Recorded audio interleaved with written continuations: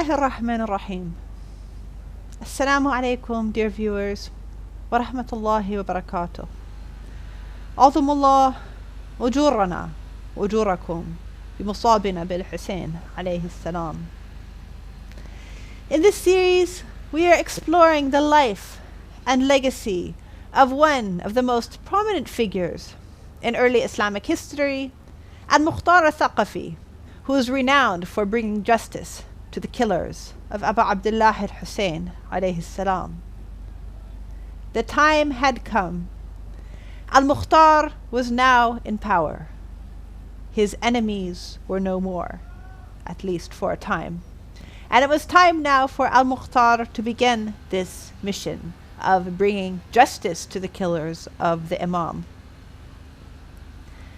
These were not people who had repented for their crimes. Indeed, those who had repented had joined the Tawwabun. These were people who exulted in what they had done.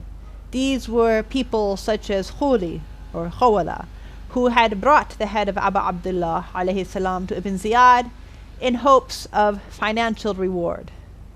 These were people such as Ibn Sa'ad, who had hoped to gain power or had hoped to gain fame or glory for the tremendous crime against Allah and the crime against humanity, the crime against creation that they had committed. These were the people who made Ashura into a day of celebration, a day of fasting. They made it into a festival to celebrate the killing of Abu Abdullah al-Husain alayhi salam. And these were the people who Al-Mukhtar and his men went after. Al-Mukhtar, if nothing else, was very thorough. He and his soldiers went after many of the enemies of Allah, those who had stripped the possessions from the massacred body of the Imam. They went after them. Al-Mukhtar and his men went after those who had trampled the body of the Imam with their horses, keeping in mind that this was not something that the horses would do naturally, but they had to force the horses to trample the body of Abu Abdullah alayhi salam. These people were also not left in peace. They went after those who had attacked the camp of the Imam on the night after Ashura, who had burned the tents, who had looted the belongings of the women and the children, the widows and the orphans and the survivors. And of course, they went after those who had been the biggest instigators and the biggest participants in this crime against the grandson of Rasulullah sallallahu alayhi wa alihi, and against a man who had never committed any sort of sin or crime in his life, and instead had dedicated himself to serving people and standing up for the cause of truth, standing up for the cause of justice. These enemies of Allah, they knew that their time had come. Many of them simply fled. Some of them fled into the desert. They were afraid. They ran into the desert and they simply got lost and they died of hunger and of thirst. And that was their end. Some of them fled to Damascus. They fled to the Umayyad stronghold and they said, "We are here now to join you." But the Umayyads were not having any of that, and they said, "No, you have not run here to join us. You have come here because you're afraid of Al-Mukhtar. You are afraid you're going to get killed. You are not at all interested in supporting us." And some of them tried to join Al-Mukhtar's enemy, Ibn Zubayr. Al-Mukhtar and his forces pursued all of these people. They did their utmost not to let anyone go. Among those who they captured was Khawala, or Khuli, the one who had borne the head of Abu Abdullah alayhi salam to Kufa. And we know that this man had come first to his home with the head of Abu Abdullah alayhi salam. He had two wives, according to the account. One of his wives saw that he has the head of the grandson of the Holy Prophet sallallahu alayhi wa alihi, and she divorced him right away. She didn't want anything to do with her husband, so right away he lost his wife. So he goes to the house of his other wife. He does not tell her what he has, but he takes the blessed head of Abu Abdullah alayhi salam and he hides it. And as the account says, his wife had a dream, and in the dream, Fatima Zahra salamullahi alayha tells her, Why is it that you have the head of my grandson in your house? Do you not know you have this? Do you not know you have the possessions of my granddaughters in your house? So she wakes up. She's very scared. She doesn't know what her husband has been doing. And she says, Khudi, I've had this dream. Is it true that we have these things in our house? So he brought it out to her, thinking that she was going to be happy. And she was horrified. Now Al-Mukhtar's men had come to capture Khudi. And they asked his wife, where is he? Where is your husband? She was afraid from her husband. Obviously, he was a very vicious man. He was not a man who had any sort of restraint or morality. So she was afraid to say anything. And she said, I don't know where he is. I don't know where he is. But then she pointed. She said, I don't know where he is. I don't know where he is. And she pointed to the toilet where, very fittingly, Khudi was hiding. And so Al-Mukhtar's men got the hint.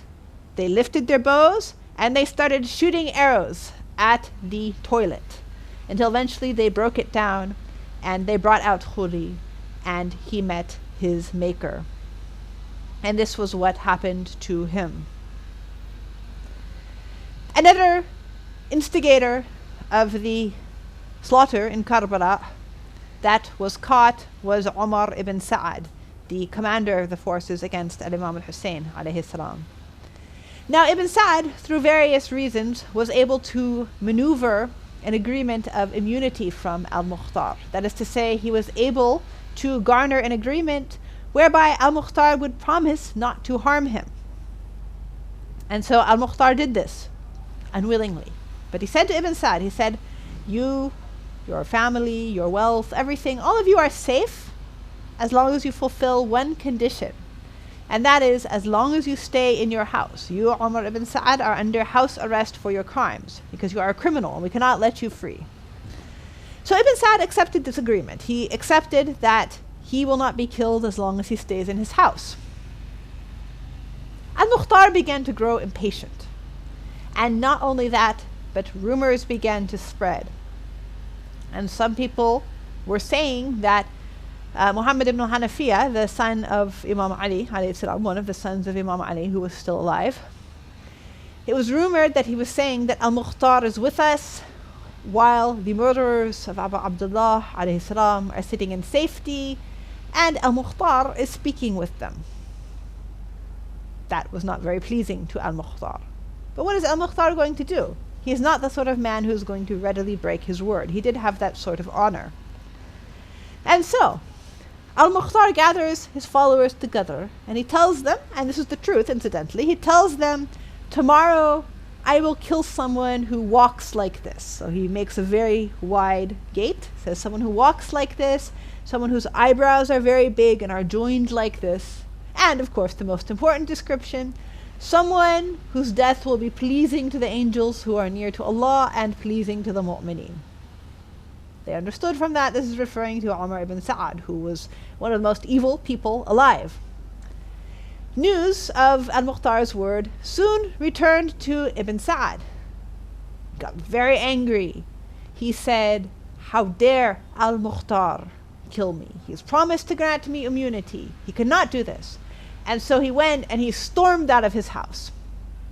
Now Ibn Sa'ad, he had a slave, and the slave told him, Ibn Sa'ad, come back. Al-Mukhtar said he's only going to kill you if you leave your house, and look at you, you're going outside. But Ibn Sa'ad refused to listen. And the next day, Al-Mukhtar's men came to the house of Ibn Sa'ad. And they said, you have violated your agreement. You are no longer under our protection. And he was taken care of, and he was returned to his maker. And indeed, Ibn Sa'ad's son looked at his father being killed. He said, there is no good in life after you, my father. I would rather die than watch you be killed like this. So he fought against the soldiers and he was killed too. And there was a sense that there was a certain justice to this, of course, because we know that Imam Hussein alayhi salam, on the day of Ashura, what had he said when his son Ali al-Akbar had been cut into pieces by the enemy? He said, Waladi, oh my son, ala dunya al-afa ba'adaka ya Ali. Oh my son, there is no good in life after you. Now, this same thing was being said in reverse. Of course, we do not believe it's appropriate that if someone kills your son, then you go and kill their son. That's obviously not right, and that's not just. But there was something a bit fitting about this matter. And then the heads of these criminals were sent to Medina. But the job of Al-Mukhtar was not done, and we'll continue with what happened next time. Thank you for joining us, dear viewers. Wassalamu alaikum wa rahmatullahi wa barakatuh.